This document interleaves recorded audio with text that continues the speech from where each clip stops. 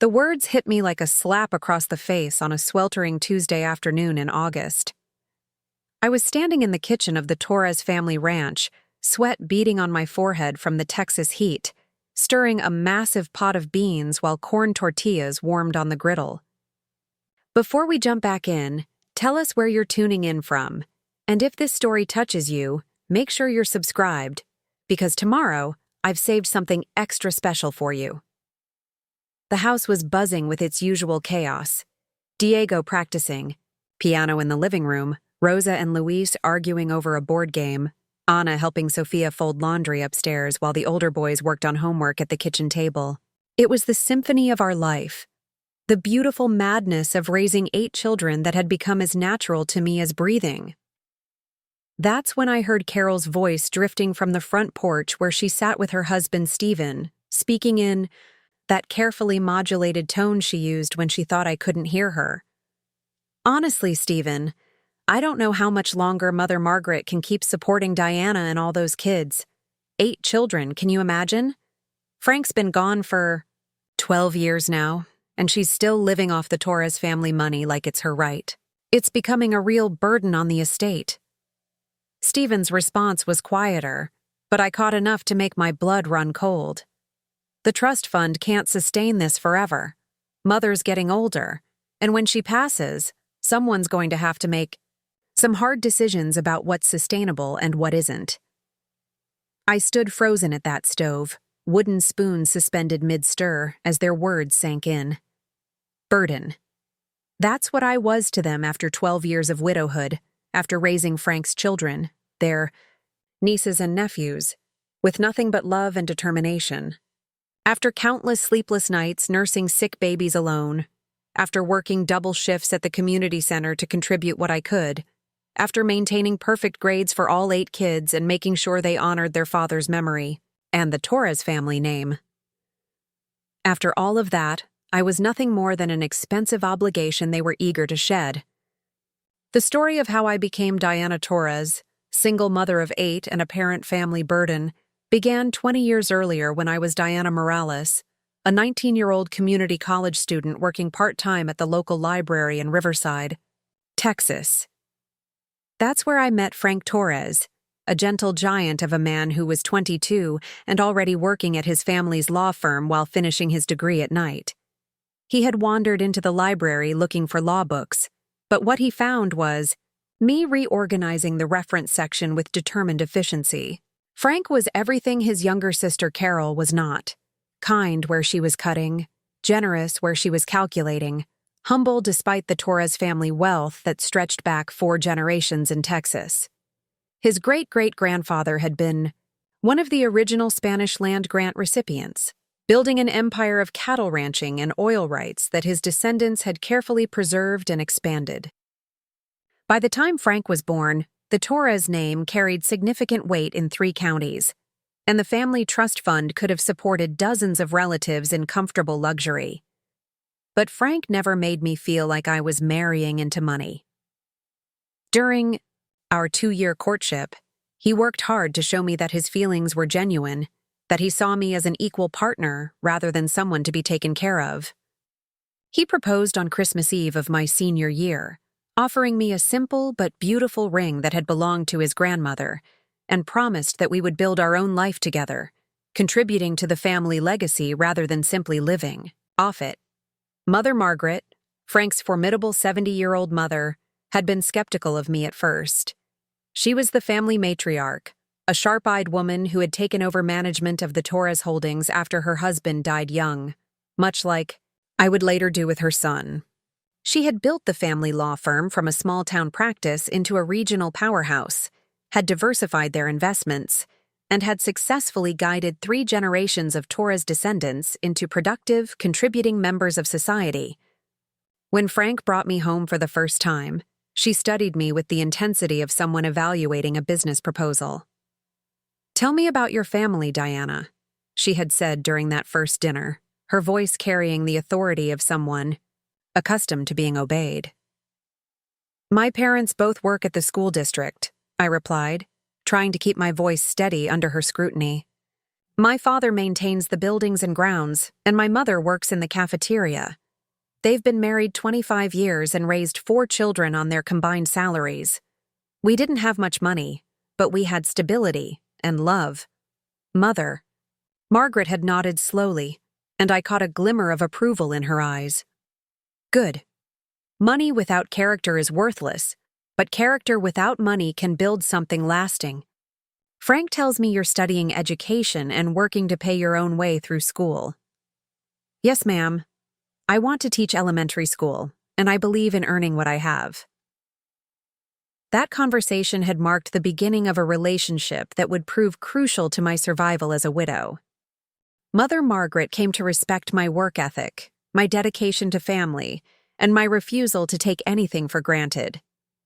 When Frank and I married in a simple ceremony at St. Mary's Church, she welcomed me into the Torres family with genuine warmth, and when the babies started coming in rapid succession, she embraced her role as grandmother with fierce protectiveness. Frank and I had planned for a large family from the beginning.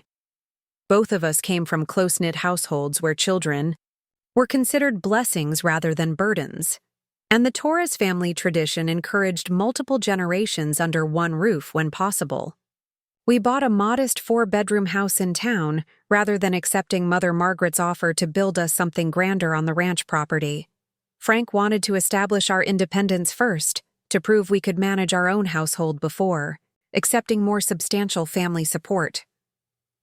Isabella arrived first, a perfect baby with Frank's dark eyes and my stubborn chin.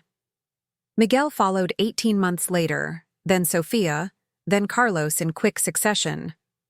By the time I was 25, I had 4 children under the age of 6 and was pregnant with Anna.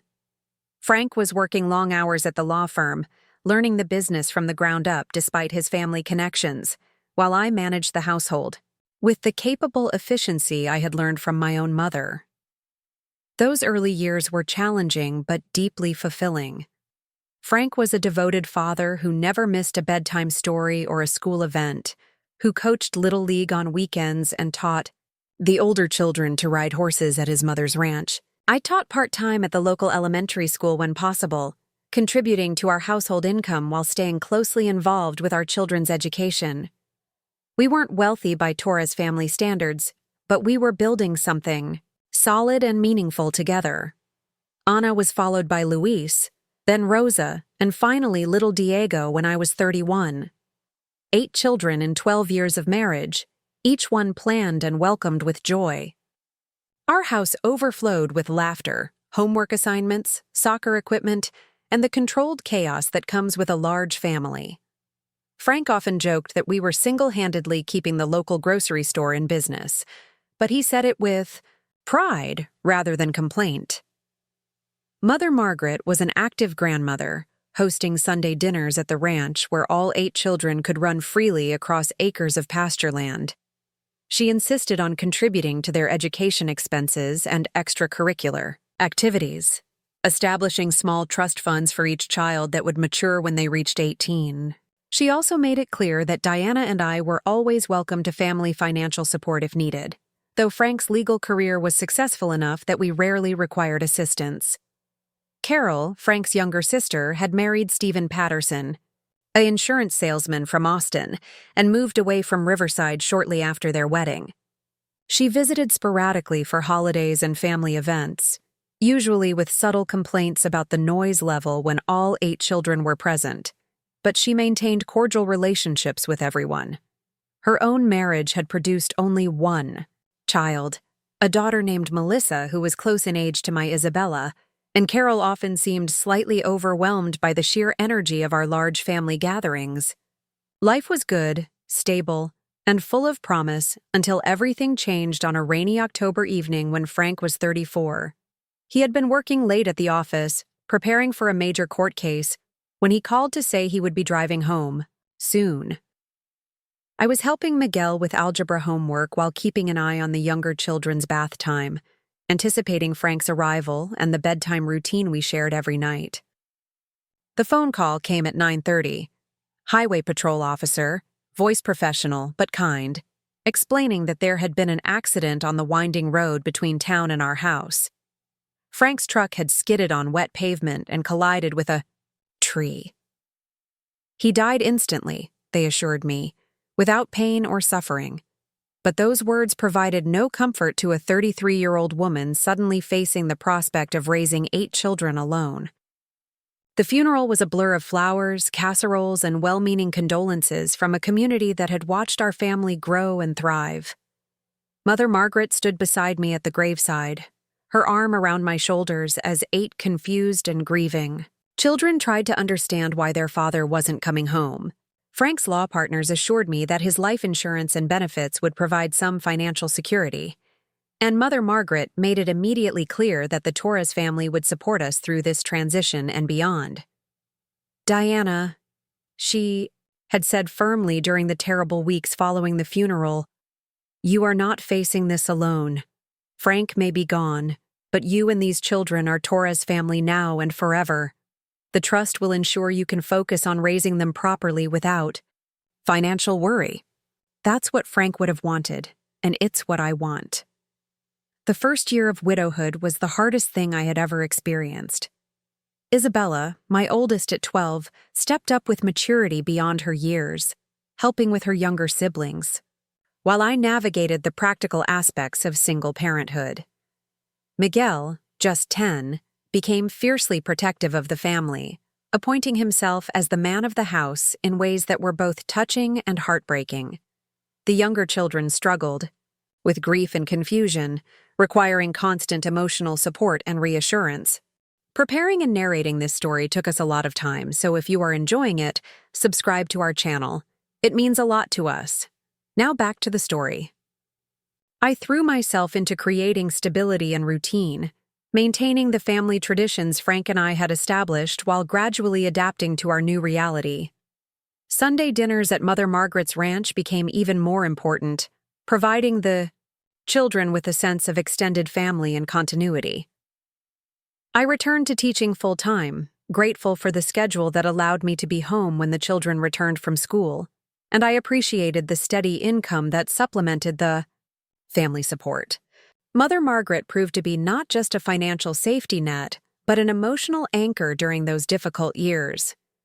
She babysat when I needed to attend parent conferences or school events for multiple children simultaneously. She helped with homework, supervision when 8 sets of assignments became overwhelming. She provided the wisdom of experience when teenage rebellion or childhood illness tested my patience and resources. Most importantly, she never made me feel like accepting help was a sign of failure or inadequacy. The children thrived despite their loss, each developing their own interests and talents while maintaining the close family bonds Frank and I had fostered. Isabella excelled academically and took on leadership roles at school. Miguel discovered a talent for mechanical work and spent afternoons at the ranch learning equipment maintenance from the hired hands. Sofia showed artistic ability and spent hours drawing and painting, while Carlos developed into a natural athlete who played multiple sports year-round. Anna became my little helper, naturally gravitating toward childcare and household management tasks that allowed her to contribute meaningfully to our family operation. Luis inherited his father's gentle nature and became the family peacekeeper, mediating disputes between siblings with wisdom that belied his young age. Rosa was our performer, singing and dancing through the house with infectious joy that lifted everyone's spirits. And Diego, the baby who barely remembered his father, grew into a curious and affectionate little boy who charmed everyone he met. As the years passed, I gradually found my footing as a single parent, developing systems and routines that allowed our large household to function smoothly. I became active in the school district, serving on committees and volunteering for events that benefited all the local children. I maintained involvement in our church community, coordinating charity drives and youth programs that gave my older children opportunities to serve others. I even returned to school part-time, earning a master's degree in education administration that opened doors to curriculum development work. The Torres Family Trust provided the foundation that made all of this possible. Monthly distributions covered our mortgage, utilities, groceries for 10 people, clothing for rapidly growing children, and the countless expenses that came with maintaining 8 active young lives. Mother Margaret never questioned how the money was spent or made me account for every dollar, trusting that I was using family resources responsibly to raise Frank's children well. Carol's visits became less frequent over the years, usually coinciding with major holidays or family celebrations. When she did come to Riverside, she often seemed uncomfortable with the noise and activity level that 8 children naturally generated, making comments about how exhausting large families must be, or how expensive it must be to feed so many people. I attributed her discomfort to the natural differences between someone with one quiet child and someone managing 8 energetic personalities. Stephen's career in insurance had flourished, and their lifestyle in Austin reflected their financial success.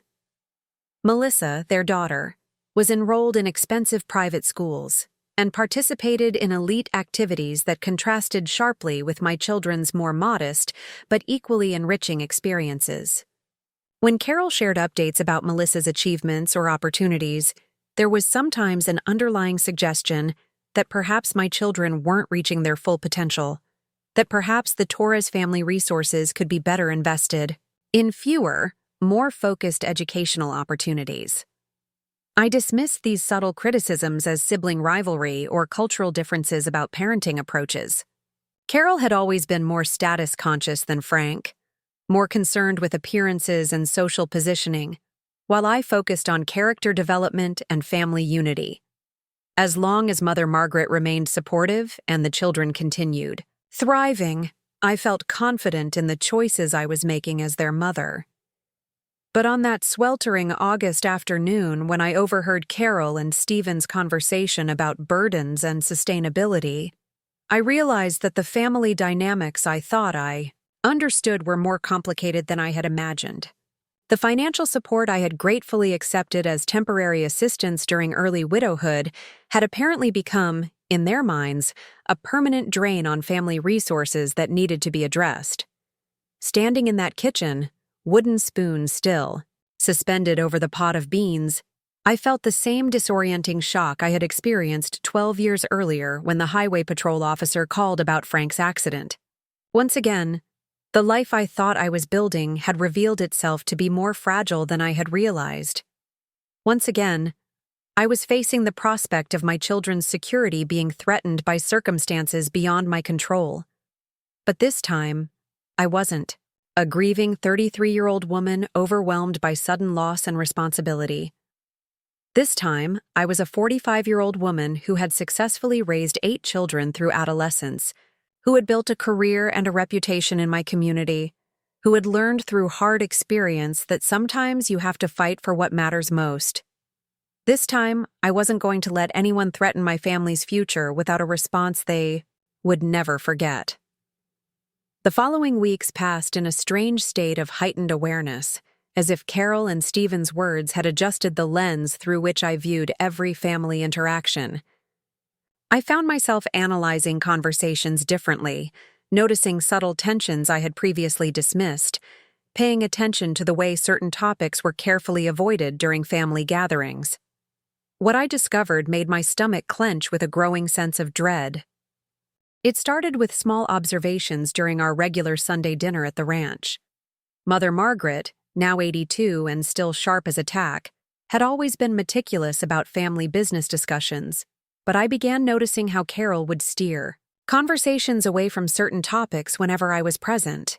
When Henry Torres, Mother Margaret's brother and the family's longtime attorney, mentioned updating estate documents, Carol would quickly change the subject to something about Melissa's college plans or Stephen's latest business success. I also noticed how Carol's visits to Riverside had become more frequent over the past year, though she rarely spent much time with me or the children. Instead, she would arrive on Friday afternoons and closet herself with Mother Margaret for hours, emerging only for polite family dinners before driving back to Austin on Sunday mornings. When I asked about these extended private conversations, both women would mention vague discussions about family business or Mother Margaret's health concerns. The children began picking up on the tension as well. Isabella, now 19 and sharp-eyed, like her great-grandmother, mentioned during one of our evening talks that Aunt Carol had been asking strange questions about our household expenses and whether I had ever considered moving to a smaller place. Miguel, 17 and protective of our family unit, reported that Stephen had cornered him at the last family barbecue to ask about his college plans and whether he understood the financial realities of supporting such a large family. These scattered pieces of information might have remained just nagging concerns if not for my friend Rita Valdez, who worked as a secretary at the county courthouse and had access to public records that most people never thought to examine. Rita and I had been close since our children started school together, and she had been one of my strongest supporters during the difficult early years of widowhood. She was also naturally curious about local business dealings, particularly when they involved prominent families like the Torres. "Diana," Rita said carefully during one of our weekly coffee meetings at the local diner, "I hope you don't mind me asking, but have there been any changes in your family's legal arrangements? Lately, I've noticed some unusual document filings coming through the courthouse, and your mother-in-law's name has come up several times." I felt my pulse quicken. "What kind of documents?" Rita glanced around the diner to ensure we wouldn't be overheard, then leaned closer. "Trust modifications, mostly. It's not uncommon for wealthy families to update their estate planning, but the frequency of filings over the past 6 months has been unusual. And Diana, I saw Carol Patterson's name on several of the documents as a petitioner or beneficiary." The coffee in my cup suddenly tasted bitter. Petitioner for what?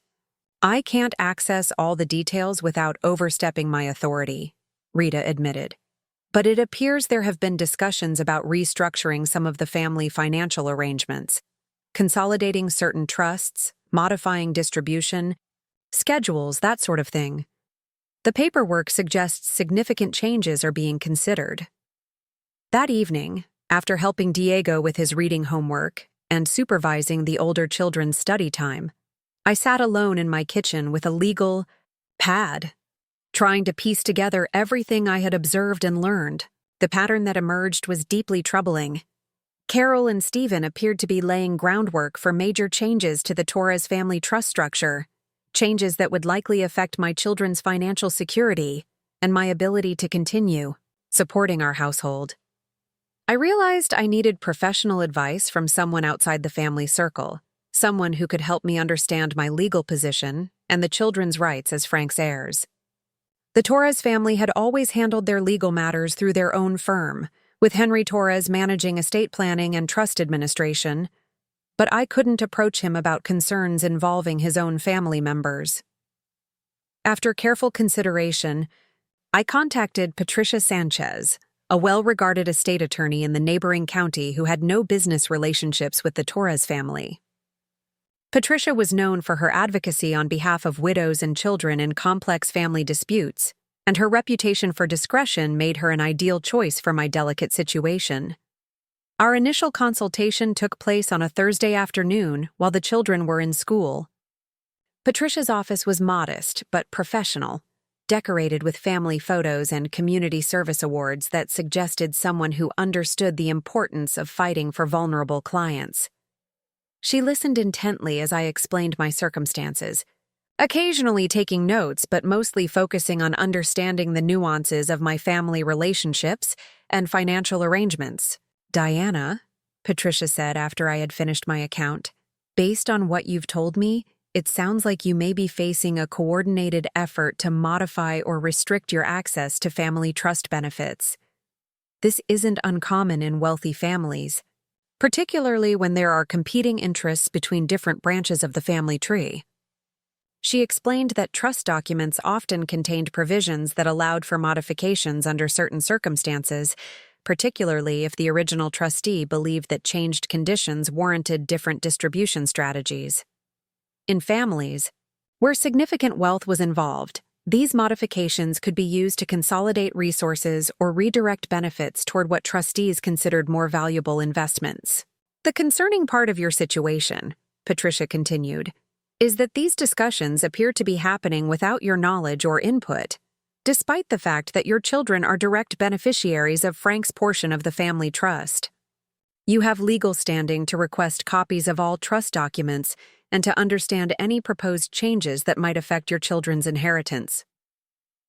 Patricia agreed to represent me in requesting comprehensive documentation from Henry Torres's office, framing the request as routine estate planning review rather than an adversarial inquiry. Within a week, her formal letter had produced a thick packet of legal documents that revealed the full scope of what had been developing behind closed doors. The revelations were worse than I had imagined. Over the past 18 months, Carol had been systematically building a case for what the documents termed trust optimization and beneficiary realignment. The language was dense and technical, but the implications were clear. Carol was arguing that the monthly distributions supporting my household represented an inefficient use of family resources that could be better invested in more targeted educational and business opportunities. The documents included detailed, financial analyses of my family's expenses, complete with recommendations for right-sizing our living arrangements and optimizing the children's educational investments. Instead of supporting 8 children through high school and college, the proposed restructuring would focus resources on the most academically promising individuals, providing enhanced opportunities for Isabella and Miguel while reducing support for the younger children. Most shocking was a psychological evaluation that Carol had commissioned, arguing that my overdependence on family financial support was creating unhealthy dynamics that prevented my children from developing proper motivation and work ethic. The report suggested that continued full support would ultimately harm their character development, and that transitional support with declining benefits would encourage greater independence and personal responsibility. Patricia's analysis of these documents was blunt and disturbing. Diana, this is a sophisticated attack on your family's financial security, disguised as concern for your children's development.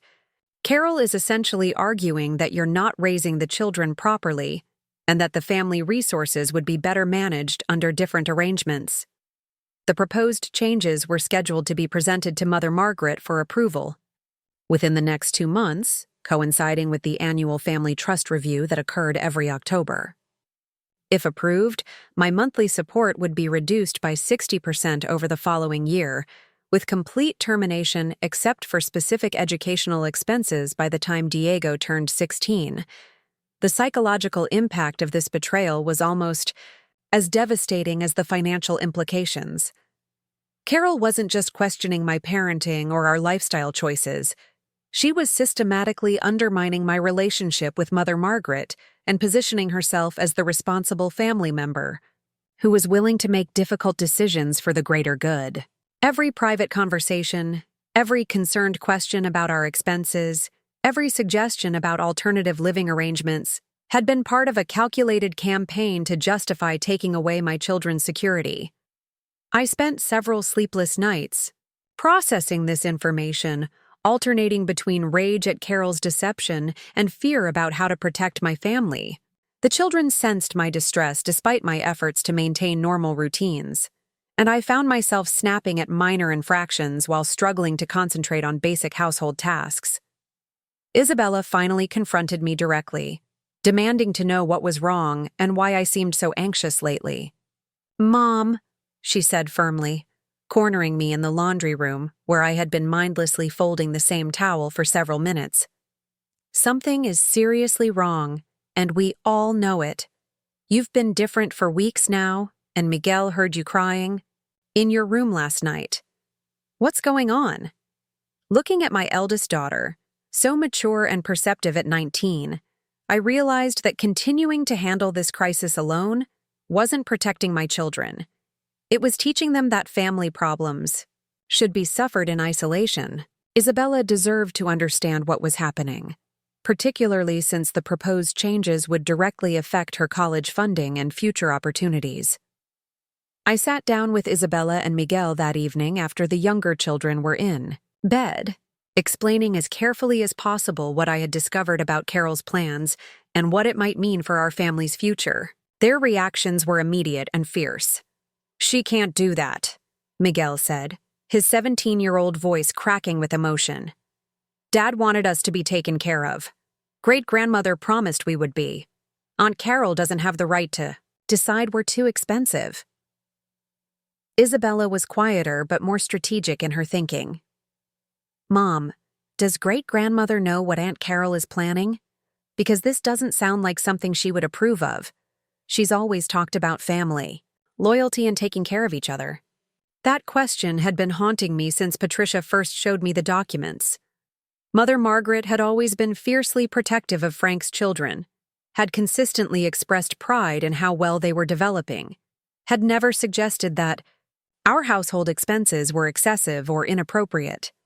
Either Carol had been extraordinarily persuasive in presenting her case, or Mother Margaret was unaware of the full scope of what was being proposed in her name. I decided to test this theory during our next Sunday dinner at the ranch. Instead of avoiding difficult topics as I had been doing, I deliberately steered conversation toward the children's future plans and the family's long-term support expectations. Mother Margaret's responses convinced me that she had been receiving carefully filtered information about Carol's concerns. "Of course, the family will continue supporting the children's education," Mother Margaret said when Isabella mentioned her graduate school plans. "That's what Frank would have wanted. And it's what I want. The Torres family has always invested in the next generation." When I mentioned concerns about rising household costs and whether our current arrangements were sustainable, Mother Margaret looked genuinely puzzled. "Diana, dear, you've been extraordinarily responsible with family resources. 8 children are naturally more expensive than 1 or 2, but you've never been wasteful or inappropriate in your spending. Why would you think otherwise?" Carol, who was present for this conversation, quickly changed the subject to Stephen's latest business. Success, but not before I caught the flash of irritation in her eyes. She had clearly been presenting a very different version of our family situation to Mother Margaret, emphasizing concerns and problems while minimizing the positive aspects of how the children were developing. That night, I made a decision that would prove crucial to everything that followed. Instead of waiting for Carol to present her proposal to Mother Margaret in October, I would take the initiative and present my own comprehensive report about the children's progress, our household, management, and our future goals. If Carol wanted to make this a competition about who deserved family resources, I would make sure Mother Margaret had complete information before making any decisions. Rita proved invaluable in helping me prepare this presentation. Her courthouse connections provided access to public records about property values, school district rankings, and demographic information that supported my arguments about responsible household management. She also helped me research the educational achievements and career trajectories of other families receiving trust support, providing context for evaluating whether my children were meeting reasonable expectations for their opportunities. Pastor Williams from St. Mary's Church, who had watched my family grow and develop over the years, agreed to provide a character reference highlighting my community involvement and the children's contributions to various service projects.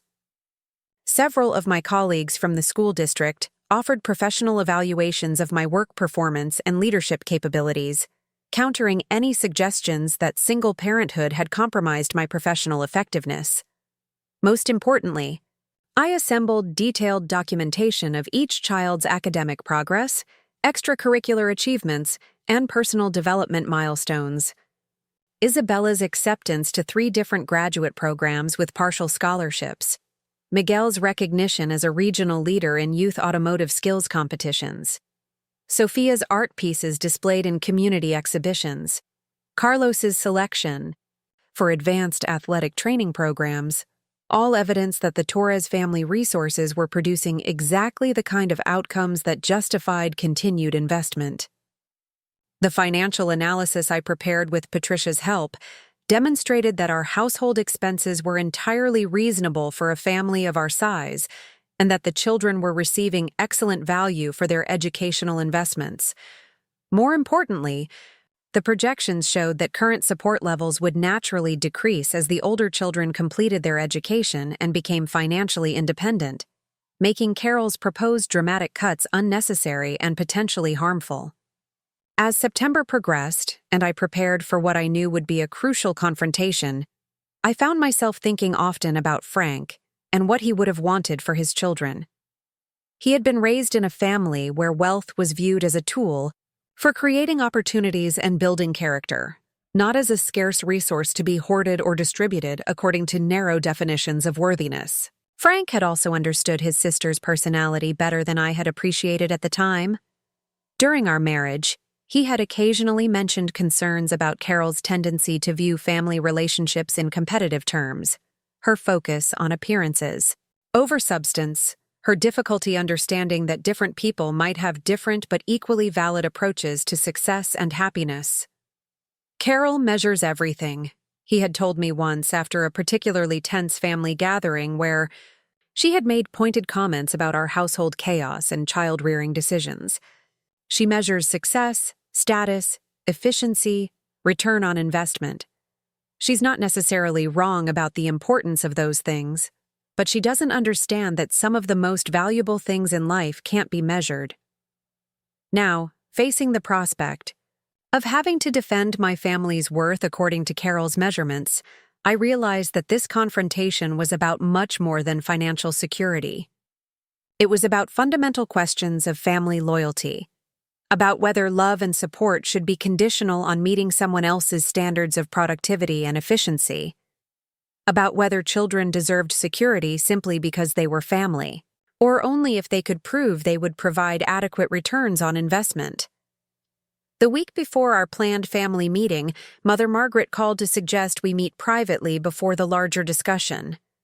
She had apparently sensed the undercurrents of tension during recent family gatherings and wanted to understand what was developing before making any major decisions about trust modifications.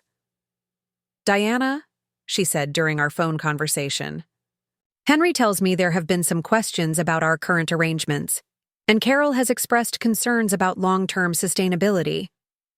I want to hear your perspective before we move forward with any changes." I agreed to meet with her the following afternoon, knowing that this conversation would likely determine the future security of everything Frank and I had built for our children. As I drove to the ranch that day, past the familiar fields and fences that had provided the backdrop for so many happy family memories, I felt the weight of responsibility that comes with fighting, not just for yourself, but for the futures of 8 young people who deserved better than to become casualties in someone else's vision of fiscal responsibility.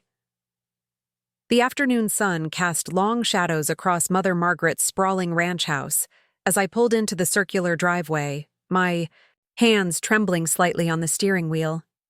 This conversation would determine whether my 8 children would continue to have the security and opportunities that Frank had wanted for them, or whether Carol's carefully orchestrated campaign would succeed in painting us as an unsustainable burden on the Torres family legacy. Mother Margaret greeted me at the front door with her usual warmth, but I could see the concern etched in the lines around her eyes. At 82, she moved with the careful deliberation of someone who had learned to conserve energy for what mattered most, and today, what mattered was understanding the growing tension that threatened to fracture her family. We settled in. Her private study, a room lined with leather-bound books and family photographs that chronicled 4 generations of Torres achievements.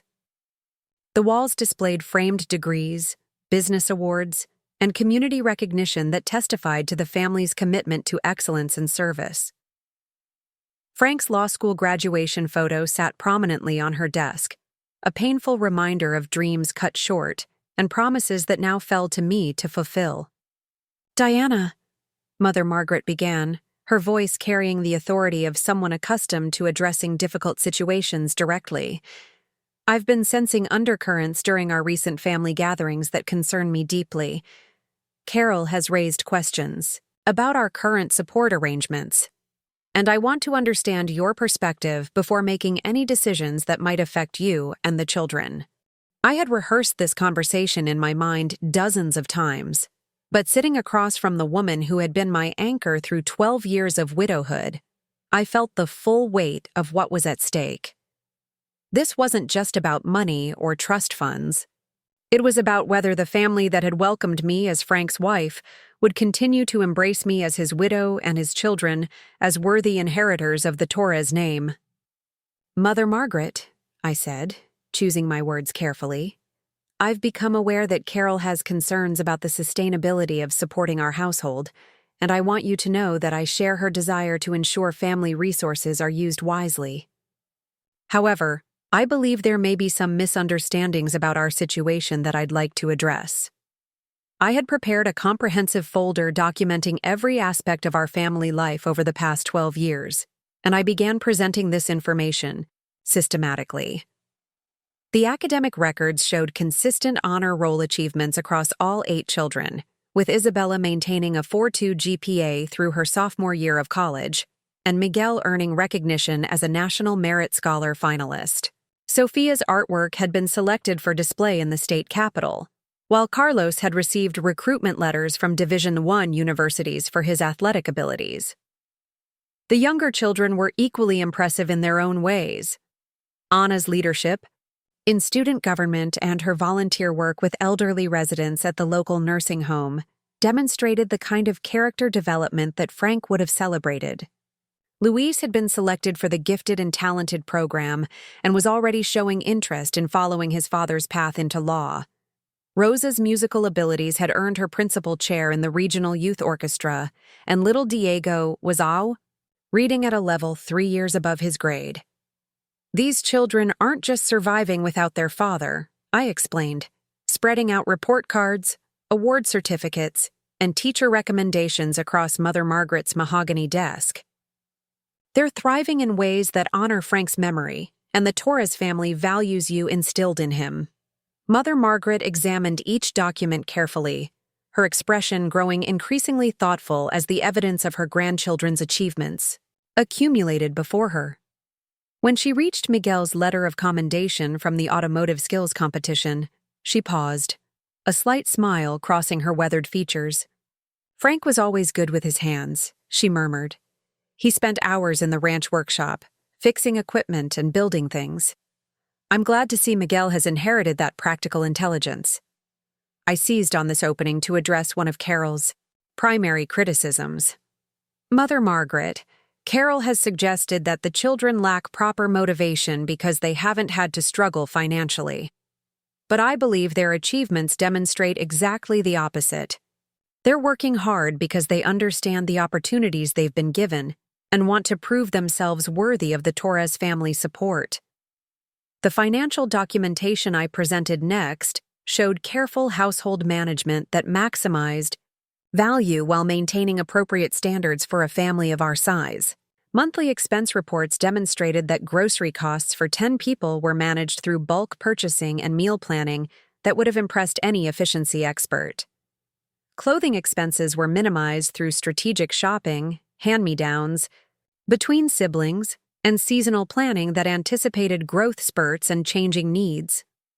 Educational expenses, while substantial in absolute terms, represented excellent value when calculated per child. The older children's college costs were being managed through a combination of scholarships, community college transfers, and careful selection of programs that provided strong career preparation without unnecessary premium pricing. The younger children's extracurricular activities were chosen for their educational and character-building value, rather than social status or convenience. "Diana," Mother Margaret said after reviewing the financial records, "these numbers tell a story of remarkable responsibility and planning.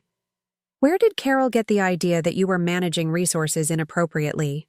This question opened the door to the most difficult part of our conversation, where I had to explain Carol's systematic campaign without appearing vindictive or defensive.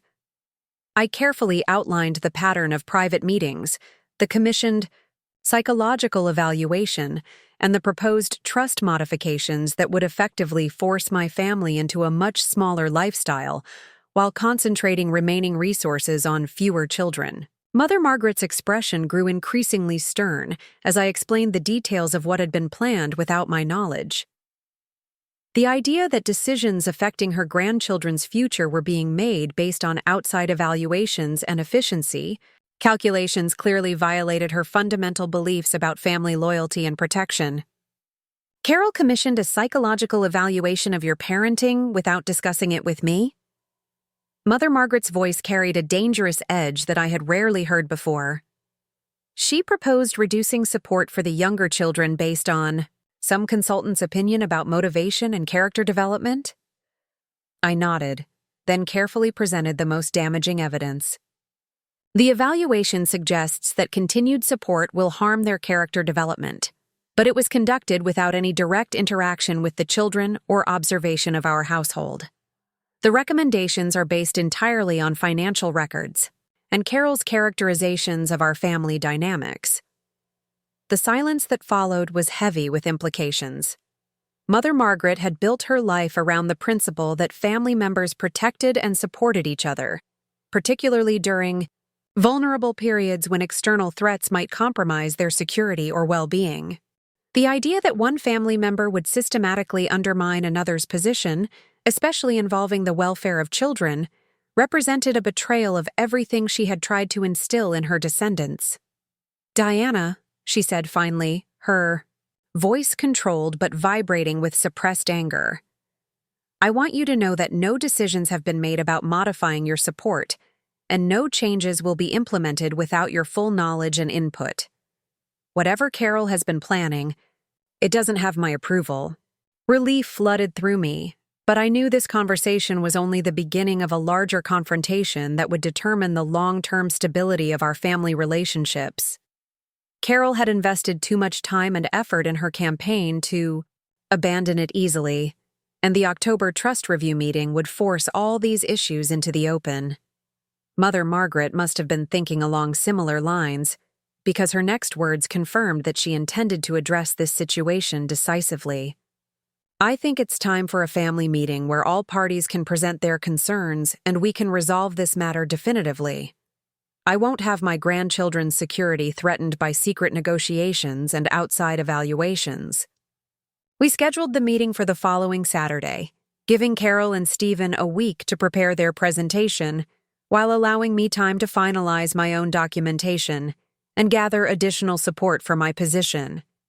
Mother Margaret also insisted that Henry Torres attend as the family attorney, ensuring that any decisions made would be properly documented and legally binding.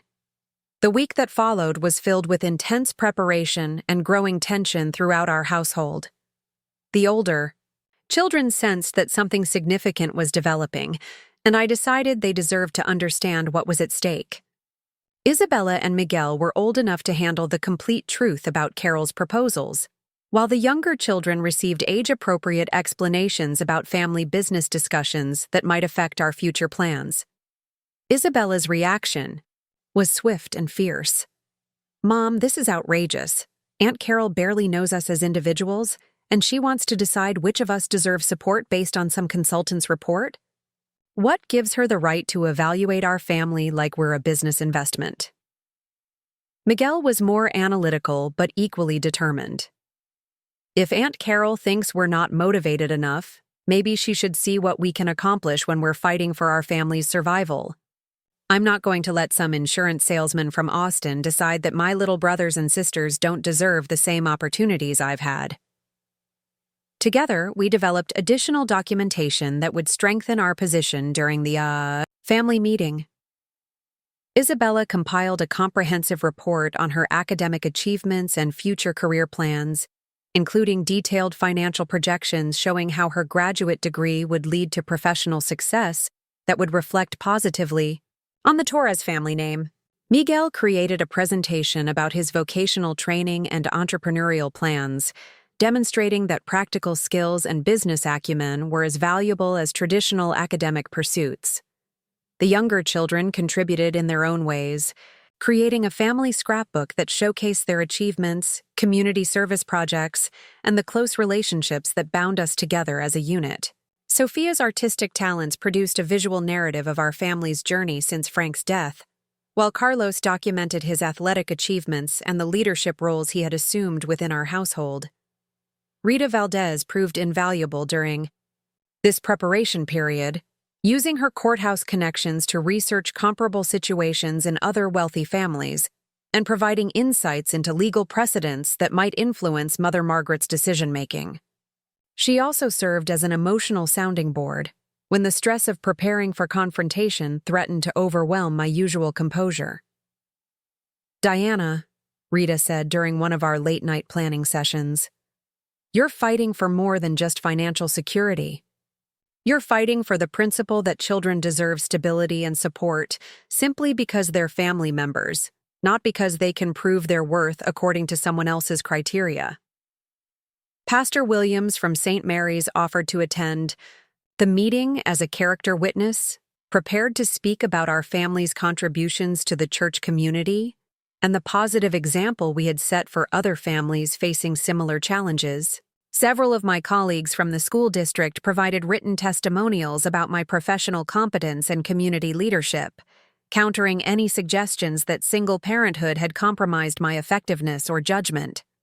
As Saturday approached, I found myself alternating between confidence in the strength of our position and anxiety about the potential consequences of failure. If Carol's proposals were accepted, we would face immediate financial pressure that would require selling our house, relocating to less expensive housing, and dramatically reducing the children's opportunities for extracurricular activities and advanced education. More devastating than the financial implications would be the message sent to my children about their worth within the Torres family structure. They would understand that their security depended not on love and family loyalty, but on meeting external standards of productivity and efficiency that could be modified or withdrawn at any time. The night before the meeting, I sat alone in my kitchen after helping Diego with his bedtime routine, trying to process the magnitude of what we were facing. 12 years earlier, I had been a grief-stricken widow struggling to understand how to raise 8 children without their father's guidance and support. Now, I was a confident, competent woman who had successfully navigated the challenges of single parenthood while maintaining the family unity and values that Frank had treasured. Yet somehow, I was being forced to defend our very existence within the family that had once welcomed us unconditionally. Carol's campaign had transformed us from beloved family members into budget line items that needed to be evaluated for cost-effectiveness and return on investment. Isabella found me there around midnight, apparently unable to sleep despite her exhaustion from preparing for the next day's confrontation. She poured herself a glass of milk and sat across from me at the kitchen table where we had shared so many conversations over the years. "Mom," she said quietly, "whatever happens tomorrow, I want you to know that you've been everything Dad would have wanted you to be for us. You've kept our family together, you've helped us become people he would be proud of, and you've never asked for anything except the chance to love and support us."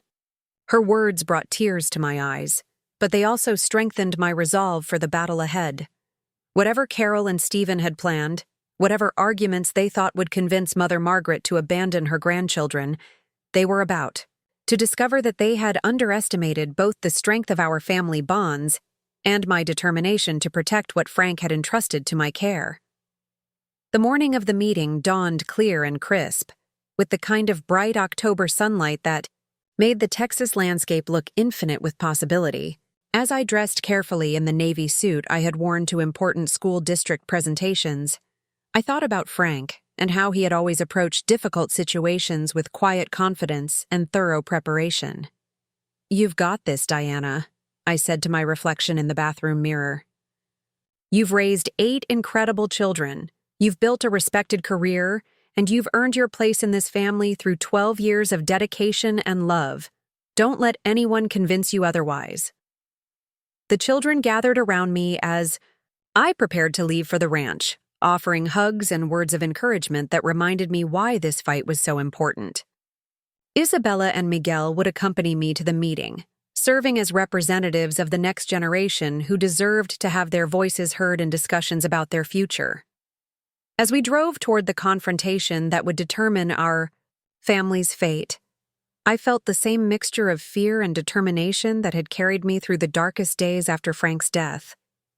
Then I had been fighting to survive as a newly widowed mother. Today, I was fighting to ensure that survival had been worth the struggle, that the children Frank and I had brought into the world would continue to have every opportunity to build lives worthy of the Torres family legacy. The Torres ranch house felt different as Isabella, Miguel, and I approached the front entrance that Saturday morning. The familiar warmth and welcome that had characterized thousands of family gatherings over the years was replaced by an atmosphere of formal tension, as if the building itself understood that today's meeting would fundamentally alter the relationships between the people who called it home. Carol's luxury sedan was already parked in the circular driveway, alongside Stephen's practical SUV and Henry Torres's conservative Buick. The sight of those vehicles lined up like opposing armies made my stomach clench with nervous energy, but I forced myself to maintain the composed demeanor I had cultivated through years of handling difficult parent conferences and school board presentations. Mother Margaret opened the door before we could knock, her silver hair perfectly styled and her posture radiating the kind of controlled authority that had built the Torres family fortune over 4 generations. At 82, she remained a formidable presence who commanded respect through intelligence and integrity rather than intimidation. But today, there was steel in her blue eyes that suggested she was prepared for battle. "Diana, Isabella, Miguel," she greeted us formally, her tone carrying none of the casual affection that usually characterized our interactions. "Thank you for coming. The others are waiting in the library." The library had been Frank's favorite room in the house, a masculine space lined with law books, family histories, and the collected wisdom of generations of Torres men who had built their success on education, hard work, and unwavering commitment to family loyalty. Choosing this location for our confrontation felt symbolic, as if Mother Margaret wanted Frank's spirit to preside over decisions affecting his children's future. Carol sat rigidly in one of the leather wingback chairs, her blonde hair styled, in the kind of expensive cut that required weekly maintenance, and her designer suit carefully chosen to project success and sophistication. Stephen flanked her in a matching chair, his insurance salesman's smile looking strained around the edges as he nodded politely at our arrival. Henry Torres occupied his usual position behind the massive oak desk, legal documents spread before him like evidence in a trial. The seating arrangement felt deliberately adversarial, with Carol and Stephen on one side of the room while 3 empty chairs waited across from them. Mother Margaret took her place in the patriarch's chair behind the desk, next to Henry, positioning herself as the ultimate authority who would render judgment on the competing presentations. "Before we begin," Mother Margaret announced, her voice carrying clearly through the book-lined space, "I want everyone to understand that today's discussion will be conducted with the respect and dignity befitting a Torres family meeting. We are here to address concerns about trust management and beneficiary support, and all parties will have the opportunity to present their positions fully and fairly." Carol cleared her throat, consulting the leather portfolio balanced on her lap. "Mother Margaret, Stephen and I appreciate the opportunity to share our concerns about the current trust distributions and our recommendations for optimizing family resources going forward. We've prepared a comprehensive analysis that we believe demonstrates the need for significant restructuring." She began with a presentation that was clearly the result of months of preparation and professional consulting. Charts and graphs illustrated the escalating costs of supporting my household over the past 12 years, with projections showing how those expenses would continue to grow as the remaining children approached college age. Financial models compared the total investment in my 8 children against the potential returns from more focused spending on fewer individuals. "The numbers speak for themselves," Carol continued, her voice taking on the persuasive tone she used in her marketing career. "Supporting 8 children through high school and college represents a massive capital commitment that could be more effectively deployed through concentrated investments in the most promising candidates." Stephen took over the presentation, pulling out demographic studies and educational research that supported their argument for strategic resource allocation. He cited statistics about family size and academic achievement, suggesting that children from smaller families typically performed better academically and professionally than those from larger households. "We're not suggesting that any of the children should be abandoned," Stephen clarified, his tone carefully reasonable.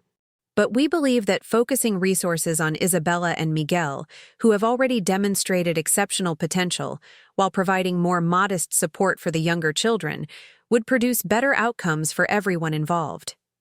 The psychological evaluation Carol had commissioned was presented as objective evidence that my parenting approach was creating dependency and undermining the children's natural motivation to excel. The consultant's report suggested that continued full support would ultimately handicap their development, preventing them from developing the resilience and self-reliance that had characterized previous generations of the Torres family. "Diana has done admirable work as a single mother," Carol acknowledged with what sounded like genuine respect. "But the current arrangement isn't sustainable financially or developmentally. We're recommending a phased reduction in support that will encourage greater independence while still providing essential educational funding." The specifics of their proposal were breathtaking in their calculated cruelty. Monthly household support would be reduced by 50% immediately, with complete termination except for college tuition by the time the youngest children reached high school. The family home would need to be downsized. Extracurricular activities would be limited to one per child, and summer programs or enrichment opportunities would be eliminated entirely.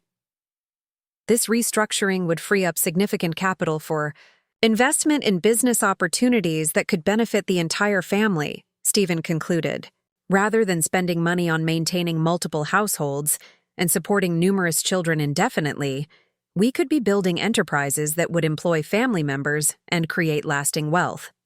Henry Torres had been taking notes throughout their presentation, his expression carefully neutral as he documented their recommendations. When Carol and Stephen finished, he looked up expectantly, waiting for Mother Margaret's response or my opportunity to present our counter-arguments. Mother Margaret's face revealed nothing of her thoughts as she addressed me directly. "Diana, you've heard Carol and Stephen's concerns and recommendations. What is your response to their analysis?" I stood slowly, feeling the weight of 12 years of single parenthood and the futures of 8 children resting on my ability to articulate why our family deserved continued support. Isabella and Miguel flanked me, their presence serving as living testimony to the success of the approach. Carol wanted to abandon. "Mother Margaret," I began, my voice steady despite the racing of my heart. "Carol and Stephen have presented an analysis based on financial projections and theoretical models, but I'd like to present evidence based on actual results and real achievements." I opened my own portfolio, revealing the comprehensive documentation I had assembled over the past weeks.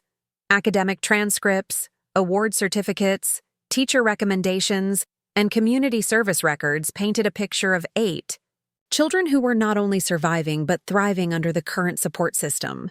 Isabella maintained a 4.2 GPA while working part-time to contribute to her own college expenses, I explained, handing copies of her transcripts to Henry Torres.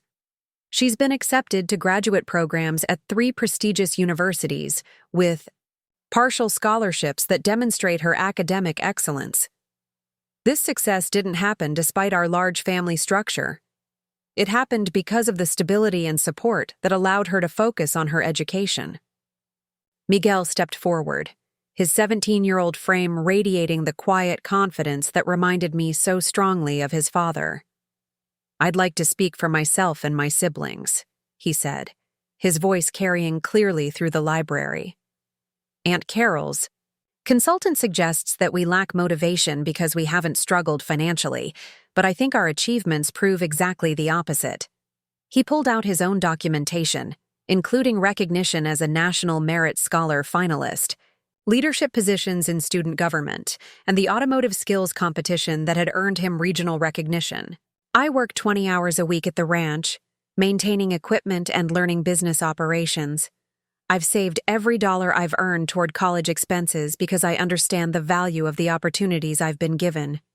Isabella added her own testimony describing her volunteer work with literacy programs and her plans to use her graduate degree in social work to serve disadvantaged families in underserved communities. The security our family has provided didn't make me complacent.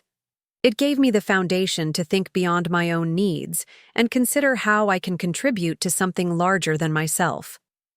I continued presenting evidence for each of the younger children, demonstrating that Carol's theoretical concerns about motivation and character development were contradicted by actual results.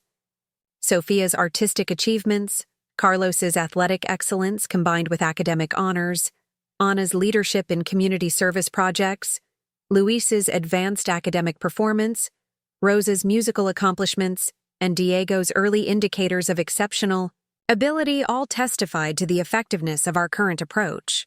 The financial documentation I presented next challenged Carol's efficiency arguments by demonstrating the excellent value our household achieved through careful management and strategic planning. Per-child educational costs were actually lower than many single-child families achieved, while the children's achievements exceeded statistical averages for their demographic categories. Carol suggests that focusing resources on fewer children would produce better outcomes, I said, meeting her gaze directly across the room. But she's ignoring the evidence that all 8 children are already producing exceptional outcomes under our current system. Why would we abandon a successful approach for an untested theory? Henry Torres had been reviewing the documentation as I presented it, his eyebrows rising as he examined the academic records and achievement certificates. As the family attorney, he understood better than anyone the importance of measurable results in evaluating trust distribution strategies. "Diana," he interjected, "these academic records are genuinely impressive. Isabella's scholarship offers and Miguel's merit recognition suggest that the current support system is producing exactly the kind of outcomes that justify continued investment."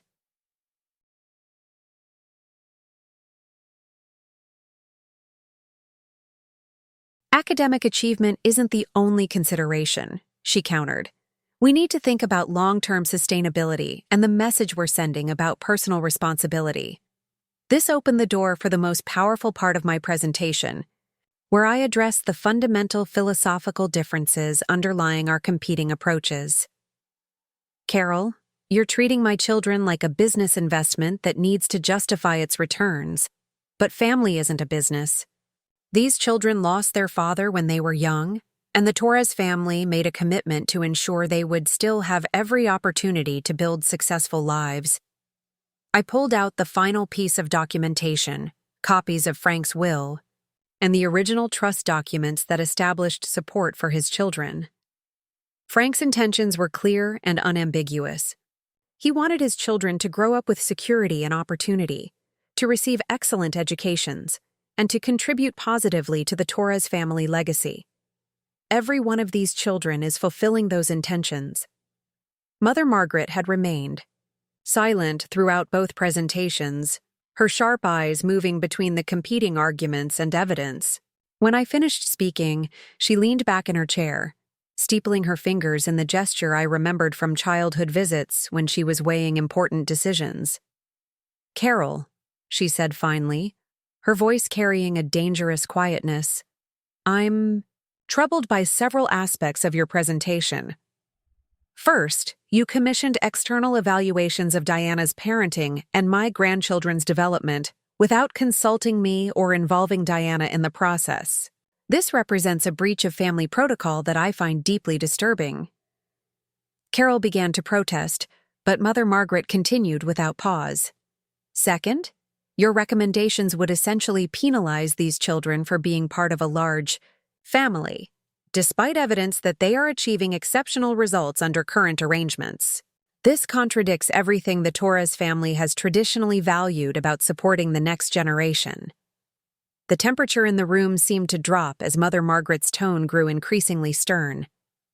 "Third, and most concerning, your entire approach treats Diana and her children as burdens to be managed rather than family members to be supported. This represents a fundamental misunderstanding of what it means to be part of the Torres family." Stephen attempted to defend their position. Mother Margaret, we're simply trying to ensure the long-term viability of family resources and prevent the trust from being depleted by unsustainable commitments. Unsustainable? Mother Margaret's voice rose slightly, the first crack in her controlled demeanor. Stephen, the Torres family trust currently holds assets worth $47 million. Diana's monthly support represents less than 2% of our annual investment returns. How exactly is this unsustainable? The silence that followed was deafening. Carol and Stephen had built their entire argument around financial necessity. But Mother Margaret's revelation of the trust's actual size made their efficiency concerns appear petty and mean-spirited rather than fiscally responsible. Henry Torres cleared his throat, consulting his legal documents. If I may clarify, the current distributions to Diana's household represent approximately $18,000 monthly, or just over $200,000 annually. Given the trust's investment performance and asset base, these distributions could continue indefinitely without impacting the principal balance. Carol's face flushed red as the foundation of her argument crumbled. It's not just about the money, she said desperately. It's about teaching responsibility and preventing dependency. Dependency? Mother Margaret stood slowly, her 82-year-old frame radiating indignation. Carol, Diana has raised 8 exceptional children while maintaining a successful teaching career and contributing significantly to her community. Miguel works 20 hours a week while maintaining honor roll grades. Isabella earned partial scholarships through her own merit. How exactly does any of this represent dependency? The confrontation had reached its climax, with Carol's carefully constructed case collapsing under the weight of evidence and Mother Margaret's moral authority. But what happened next would determine not just the immediate fate of my family's financial security, but the long-term relationships between all the people in that room. Mother Margaret walked around the desk to stand directly in front of Carol, her blue eyes blazing with an intensity I had never seen before. "Carol Marie Torres Patterson," she said, using Carol's full name in a tone that suggested serious consequences. "We're coming. You have brought shame upon this family with your scheming and manipulation. You have attempted to turn me against my own grandchildren based on lies and distortions, and you have violated every principle of loyalty and protection that defines what it means to be a Torres." Carol shrank back in her chair as if physically struck. "Mother, I was trying to help. You thought you could manipulate an elderly woman into abandoning her family responsibilities," Mother Margaret interrupted. "You thought you could present selective information and biased evaluations to justify your jealousy and greed. You thought you could treat Frank's children like expendable line items in a budget spreadsheet. The verdict that followed would reshape our family forever, delivering justice that exceeded my wildest hopes while ensuring that Carol and Stephen would face consequences proportional to the harm they had attempted to inflict on 8 innocent children." Mother Margaret turned to Henry Torres, with the decisive authority of someone who had spent decades making decisions that shaped multiple generations. "Henry, I want you to document the following changes to the Torres Family Trust, effective immediately." The elderly attorney pulled out a fresh legal pad, his pen poised to capture what would become one of the most significant modifications in the family's financial history. The silence in the library was absolute, broken only by the ticking of the antique grandfather clock that had witnessed countless family meetings over the years. "First," Mother Margaret announced, her voice carrying the weight of absolute finality, "Carol Patterson and Stephen Patterson are hereby removed as beneficiaries from all Torres Family Trust funds, effective immediately. Any future distributions, inheritance considerations, or financial support previously designated for them is permanently revoked." Carol gasped audibly, her face draining of color as the magnitude of this decision struck her. "Mother, you can't. Be serious. I'm your daughter-in-law, a member of this family for over 20 years. You forfeited your family membership when you chose to attack Frank's children," Mother Margaret replied coldly, Family members protect each other, Carol. They don't hire consultants to justify abandoning widows and orphans. Henry Torres continued writing, his expression professionally neutral despite the personal drama unfolding around him. Stephen started to speak, but Mother Margaret silenced him with a raised hand.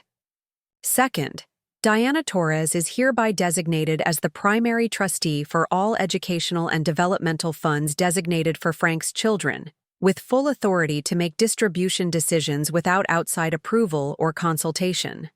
No other family member may question, audit, or interfere with her management of these resources.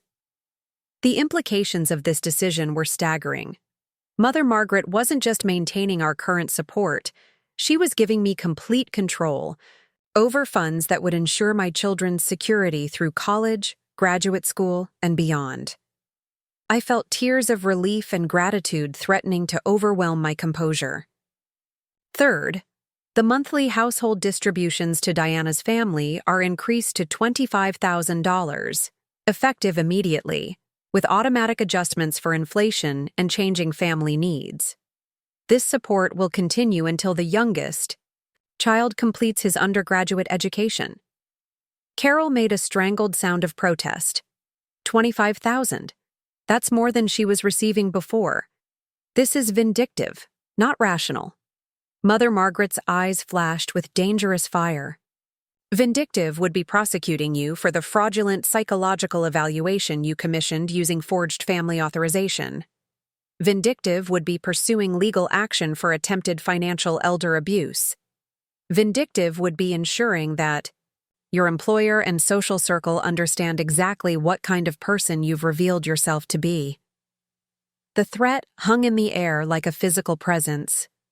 Carol had clearly overstepped legal boundaries in her campaign against my family, and Mother Margaret possessed both the resources and determination to pursue serious consequences if pushed further. Fourth, Mother Margaret continued, Diana Torres is appointed to the Torres Family Trust Board of Directors, with voting rights equal to any other family member. Her voice will be heard and respected in all future decisions affecting family, resources, and policies. Henry Torres looked up from his furious note-taking. Margaret, these are substantial changes that will require formal documentation and legal review. I recommend we schedule a follow-up meeting to finalize the paperwork. The paperwork can be formalized later, Mother Margaret declared. The decisions are final and binding as of this moment. Diana, do you accept these responsibilities and the authority that comes with them? I stood slowly, feeling the weight of everything that had just transpired. 12 years ago, I had been a devastated widow wondering how to survive without Frank's guidance and support. Now I was being entrusted with significant authority over the family resources that would shape my children's futures and potentially affect other family members for generations to come. I accept, I said firmly, and I promise to honor Frank's memory and your trust by using these resources wisely and responsibly. Mother Margaret nodded with satisfaction, then turned her attention back to Carol and Stephen. You have 10 minutes to gather your belongings and leave this property. Any attempt to contact Diana or the children directly will be considered harassment and will result in legal action. All future communication regarding family matters must go through Henry's office. Carol seemed to collapse in on herself, the confident manipulation replaced by desperate pleading. Mother Margaret, please reconsider. I made mistakes, but I was trying to help the family. Surely we can work something out.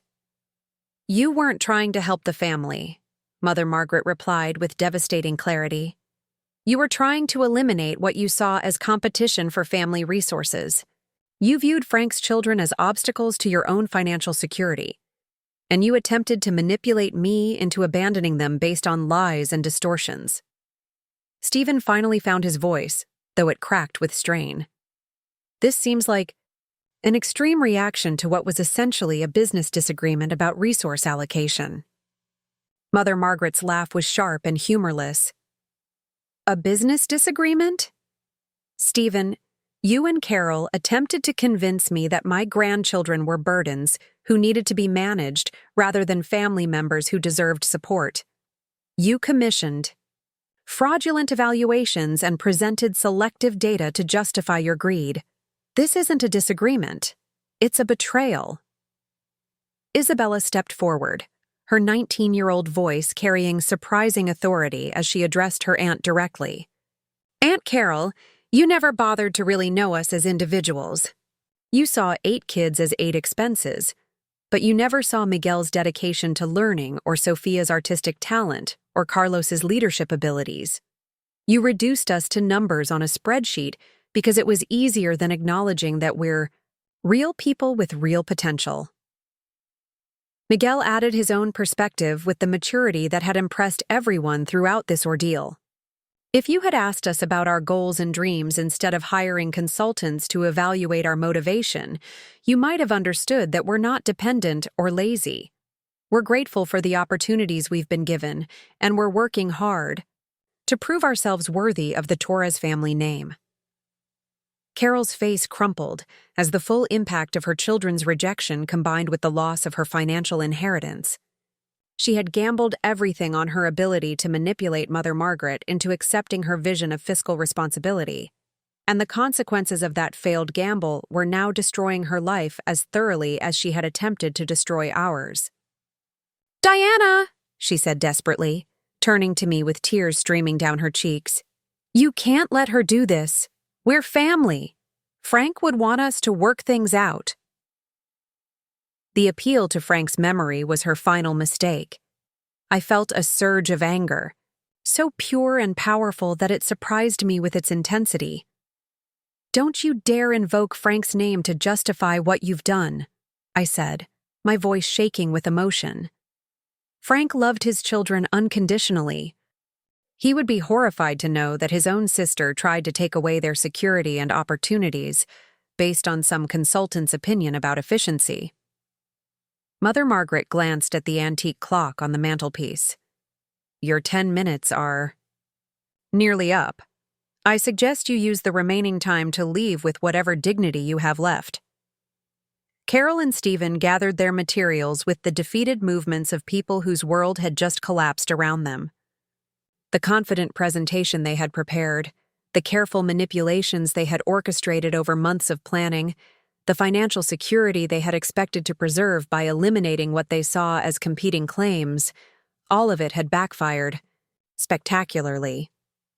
As they reached the library door, Carol turned back one final time. "This isn't over," she said, though her voice lacked conviction.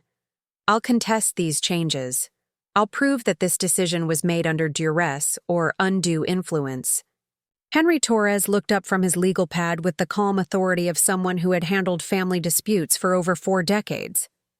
"Carol, I've documented this entire meeting, including your attempted manipulation of an elderly client and your fraudulent use of family authorization for psychological evaluations. If you choose to contest Margaret's decisions legally, those actions will become part of the public record. I don't think that serves your interests." The threat was clear and devastating. Any legal challenge would expose Carol's methods to public scrutiny, potentially destroying her professional reputation and social standing while providing no realistic chance of success. She had overplayed her hand completely and now faced consequences that extended far beyond the loss of inheritance she had never actually possessed. After Carol and Stephen left, the library felt lighter, as if the oppressive weight had been lifted from the book-lined space. Mother Margaret sank back into her chair with the exhaustion of someone who had just fought a battle she never should have been forced to wage. "Diana," she said quietly, "I owe you an apology. I should have seen what Carol was doing sooner. I should have protected you and the children from this manipulation." I moved to sit beside her, taking her weathered hand in mine. "You couldn't have known. Carol was very clever about presenting her concerns as legitimate financial planning rather than personal attacks. The important thing is that you recognize the truth when it was presented clearly." Isabella and Miguel approached their great-grandmother. with the respect and affection that had always characterized their relationship with her. "Great-Grandma," Isabella said softly, "thank you for believing in us and protecting our family. We know this wasn't easy for you."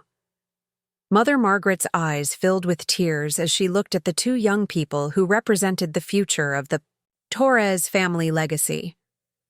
"You children are Frank's greatest achievement and my most precious blessing. No one will ever threaten your security or opportunities again while I have breath in my body." The months that followed brought changes that transformed not just our financial situation, but our entire relationship with the Torres family heritage. The increased monthly support allowed us to renovate our house, creating proper study spaces for each child and updating the kitchen to handle the logistics of feeding 10 people efficiently. More importantly, it provided the security that allowed me to focus on opportunities rather than survival. My appointment to the trust board opened doors to understanding the full scope of the Torres family business interests. I discovered investments in educational technology, real estate developments that prioritized affordable housing, and charitable foundations that supported exactly the kind of community programs where my background in education proved valuable. Rather than being a passive recipient of family generosity, I became an active contributor to family decisions and initiatives. Isabella graduated summa cum laude and entered graduate school with full funding that allowed her to focus entirely on her studies and research. Miguel's combination of academic excellence and practical skills earned him early acceptance to engineering programs at 3 major universities. The younger children continued thriving in their various activities, secure in the knowledge that their opportunities were protected and their futures bright. The most significant change was psychological rather than financial. For 12 years, I had carried the underlying anxiety of someone whose security depended on others' generosity and goodwill. Despite Mother Margaret's consistent support, I had always wondered whether changing circumstances might threaten my children's futures. Now, with legal authority over their educational funds and formal recognition as a family decision-maker, that anxiety disappeared completely. Carol and Stephen's banishment created some awkwardness during family gatherings, but most relatives understood the situation and supported Mother Margaret's decisions. Those who questioned the severity of the consequences were quietly shown documentation of what Carol had attempted to do, and their objections quickly evaporated. The Torres family had always valued loyalty and protection of vulnerable members, and Carol's actions had violated those fundamental principles in ways that couldn't be forgiven or forgotten. Henry Torres proved invaluable in helping me understand my new responsibilities and authority. He explained the legal structures that protected the children's funds, the investment strategies that would ensure long-term growth, and the decision-making processes that governed family business operations. Within a year, I was contributing meaningfully to trust board discussions and helping shape policies that would affect future generations. The educational trust funds established for each child grew substantially under professional management, ensuring that they could pursue whatever paths their talents and interests suggested without financial constraints. Isabella's graduate studies in social work, Miguel's engineering aspirations, Sofia's artistic development, Carlos's potential athletic scholarships, all became possibilities to be nurtured rather than expenses to be managed. Mother Margaret lived to see Isabella complete her master's degree and begin her career as a family therapist specializing in grief counseling. She witnessed Miguel's acceptance to graduate engineering programs and his engagement to a wonderful, young woman who understood and appreciated the close bonds that held our large family together. She celebrated Sofia's first art exhibition and Carlos's recruitment by Division I universities for both his athletic abilities and academic achievements. When Mother Margaret passed peacefully at the age of 87, her funeral was attended by hundreds of people whose lives had been touched by her generosity, wisdom, and unwavering commitment to family values. My 8 children served as pallbearers and speakers, sharing memories of a great-grandmother who had protected their futures and taught them that true wealth came from using resources to build character and serve others. The Torres family legacy continues through institutions and individuals who understand that prosperity carries responsibilities to future generations. Isabella's therapy practice serves families facing the same challenges we once confronted. Miguel's engineering career focuses on sustainable technologies that benefit entire communities. The younger children are developing their own paths of service and achievement, guided by values that honor both their father's memory and their great-grandmother's example. Carol and Stephen eventually moved away from Texas, settling in a distant state where their reputation hadn't been damaged by their actions during our family crisis. Occasionally, news filters back through mutual acquaintances about their diminished circumstances and ongoing regrets about the choices that cost them everything they had hoped to preserve. I feel sadness rather than satisfaction about their fate, understanding that their fear and greed led them to betray family bonds that could have sustained them throughout their lives. Looking back on that terrible period when our family's security hung in the balance, I realized that Carol's attack forced me to discover strength and capabilities I might never have recognized otherwise. In fighting for my children's futures, I found my own voice and authority. In defending what Frank had built, I learned to build something even stronger and more enduring.